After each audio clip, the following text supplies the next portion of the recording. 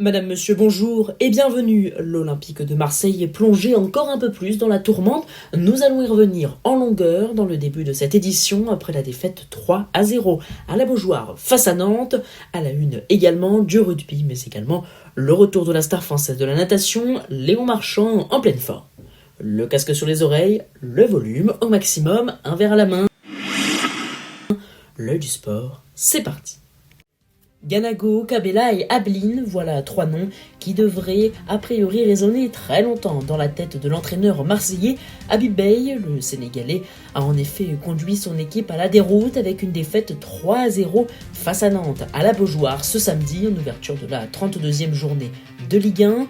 De leur côté, les Canaries réalisent une belle opération en revenant à 2 points d'Auxerre et de la place de barragiste qu'ils peuvent toujours espérer décrocher. Les Phocéens restent donc scotchés à la 6e place et pourraient prendre encore plus de retard avec les derniers résultats de cette 32e journée de Ligue 1, notamment l'Olympique de Marseille qui s'est imposé 2-1 face à Metz et qui prend une très belle option sur la Ligue des Champions.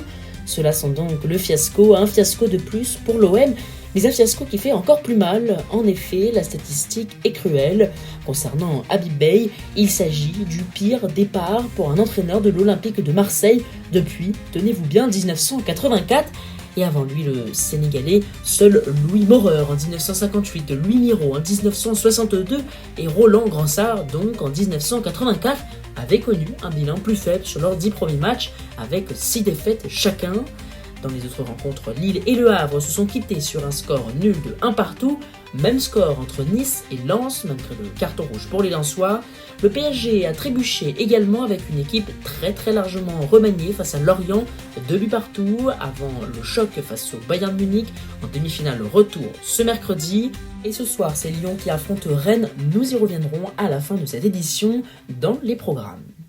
En rugby, pas de championnat de France ce week-end, mais de la Champions Cup avec le Leinster qui s'est imposé 29-25 face à Toulon et qui se qualifie en finale. Le Leinster retrouvera le vainqueur Bordeaux-Bègles-Bath qui est en cours au moment du bouclage de cette édition. L'UBB espère se qualifier en finale pour peut-être tenter de décrocher un deuxième titre en Champions Cup. En deuxième division européenne, la Challenge Cup, le club français de Montpellier s'est qualifié pour une nouvelle finale en s'imposant à domicile ce dimanche contre les Newport Dragons 18-12. Le MHR défiera l'Ulster le 22 mai à Bilbao pour tenter de remporter un 3e titre dans la compétition après 2016 et 2021. Laissons le rugby et les perches pour retrouver le tennis, la terre battue et le filet avec la consécration à Madrid de Marta Kostyuk qui remporte son premier WTA 1000. L'Ukrainienne, qui est pourtant 23e mondiale, a battu en finale la Russe Mira Andreeva 6-3, 7-5 ce samedi. En cyclisme, Tadej Pogačar a remporté ce dimanche la 5e et dernière étape du Tour de Romandie. Avec ce 4e succès de la semaine, il a aussi scellé sa victoire au général et bouclé une première partie de saison de rêve avec le seul bémol, une 2e place. Rien que ça, lors de Paris-Roubaix, où il avait été défait par Wout van Aert. Encore quelques courses avant la plus grande course du monde, le Tour de France, mais la préparation de la course de 3 semaines va commencer très rapidement pour le champion slovène qui a déjà remporté 4 fois la Grande Boucle. Notez le podium de ce Tour de Romandie au classement général, Lipovitz 2e et Lenny Martinez le français est 3e. En natation, la star française Léon Marchand revient au meeting de Fort Lauderdale. Il s'impose sur 200 mètres brasse et 200 mètres 4 nages ce samedi.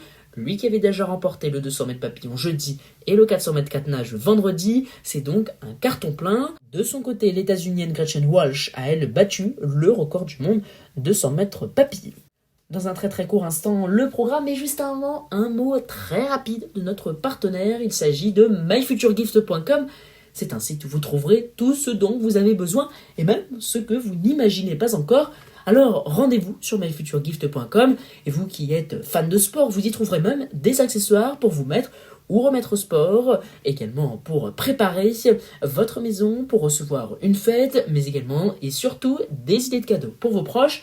Alors un grand merci à eux de nous soutenir et pour nous aider, n'hésitez pas, rendez-vous sur myfuturegift.com.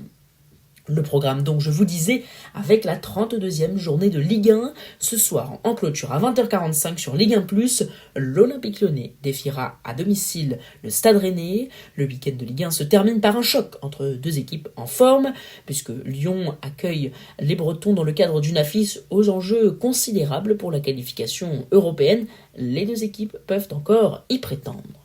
En Formule 1, à suivre le Grand Prix de Miami sur le Miami International Autodrome à 19h ce jour. Antonelli partira en pole position, Max Verstappen deuxième, Charles Leclerc en deuxième ligne, troisième position, Lando Norris quatrième et George Russell avec sa Mercedes à la 5e place.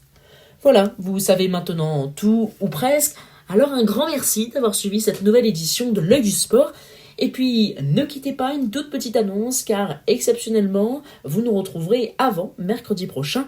En effet, podcast exceptionnel concernant la préparation du choc dans la demi-finale retour de Ligue des Champions, Bayern-PSG, ce mardi à 20h sur YouTube. Le match aura lieu le mercredi, le lendemain à 21h.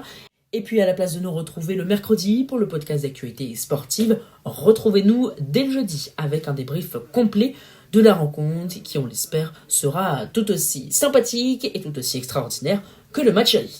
Voilà, en attendant, retrouvez-nous bien sûr sur Instagram comme d'habitude. Un grand merci à vous tous qui nous soutenez. N'hésitez pas à vous abonner, lâcher un pouce ou mettre un commentaire pour nous donner votre avis. Je vous dis à très vite, à mardi, ciao.